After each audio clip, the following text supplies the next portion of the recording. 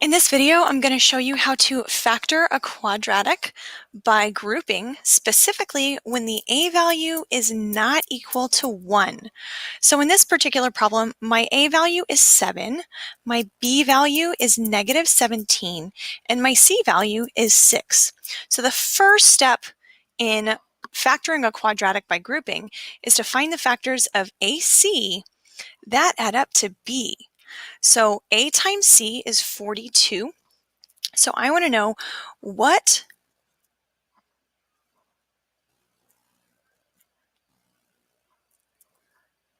two numbers multiply together to give us 42, and those same two numbers will add together to give us negative 17. And I'm actually going to show you how to do this on the nspire. So we've got two numbers we're looking for, yes? So x and y can represent our two unknowns.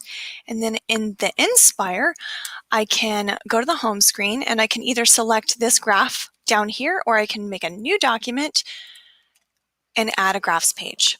And I'm going to use a relation, not a function. So I'm going to hit the delete key and choose relation and type the equations right here from this system of equations that I wrote. We're just going to type these in exactly as they are. So I'm going to type x times y equals 42. Then I'm going to hit the down arrow and type x plus y equals negative 17. And I hit enter. Now, when I hit enter, I didn't see that second graph show up, so I'm going to zoom out. I'm going to go to the magical menu button and zoom out. Just enough to where I can see that point of intersection right there. And then I can either analyze for it by going to menu, analyze, intersection, and selecting a corner and another corner, or I can go to the magical menu button and geometry because I'm in a document, and I can go to points and lines, and I can do intersection point. Click on this graph, and there we have it. So I've got the point negative 14, negative 3, or negative 3, negative 14, because those are the two integers that when added together give us negative 17, and whose product is positive 42. So that's step one. Step one is to find the factors of AC that add up to B.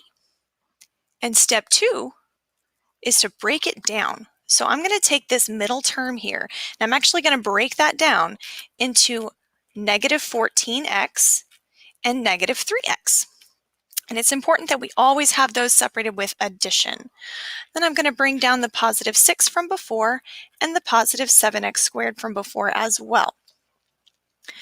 Now this is the part where we actually do the grouping bit. So I've got an equivalent polynomial to the one that I had in the first place. So these two are equivalent, and I'm just going to take these polynomials and I'm going to group them into binomials. So I've got two terms in the front and I've got two terms in the back. What can I factor out of this first group?